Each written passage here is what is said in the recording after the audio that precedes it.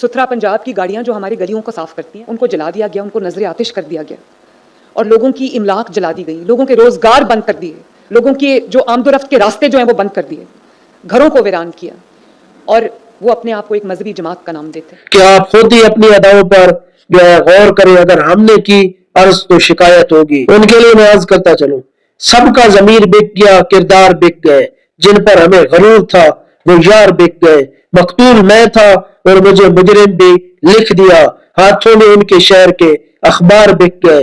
देखी है शेख आपके तकवे की चांदनी, देखे जरा से दिरहम दीनार बिक गए।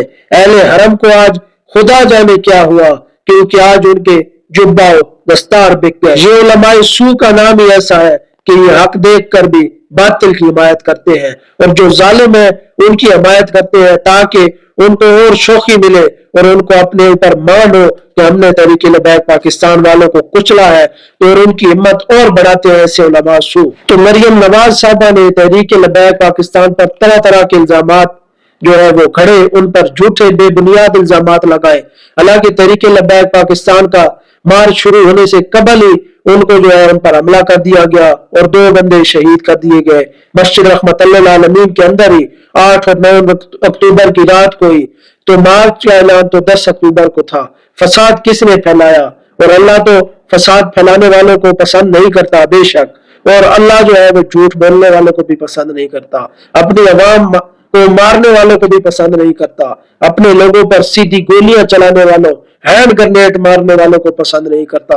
और अल्लाह ताला तो उनको भी पसंद नहीं करता जो लाशें गायब करते हैं, जो बिना गुस्ल और नमाज जनाजा के मुसलमानों की लाशें रागीर समझकर दफना देते हैं। अल्लाह ताला तो उनको भी पसंद नहीं करता। अल्लाह ताला तो जालिमों को पसंद नहीं करता जो गरीब अवाम पर, मजलूमों पर 3 महीने से मुसलसल जुल्म और सितम कर रहे हैं और कोई इन्हें पूछने वाला नहीं है। लेकिन एक बात याद रखो, आज तुम्हारे पास ताकतें हैं तो तुम जो है बेदरीग उनका इस्तेमाल कर रहे हो, लेकिन कोई बात नहीं, इंशाअल्लाह एक दिन तुम्हें इसी इक़्तिदार के नशे में जो तुम जुल्म सितम कर रहे हो, इन्हीं ईमानों से तुम्हें घसीट कर कुत्तों की तरह बाहर फेंका जाएगा और इंशाअल्लाह वो दिन भी बहुत करीब है।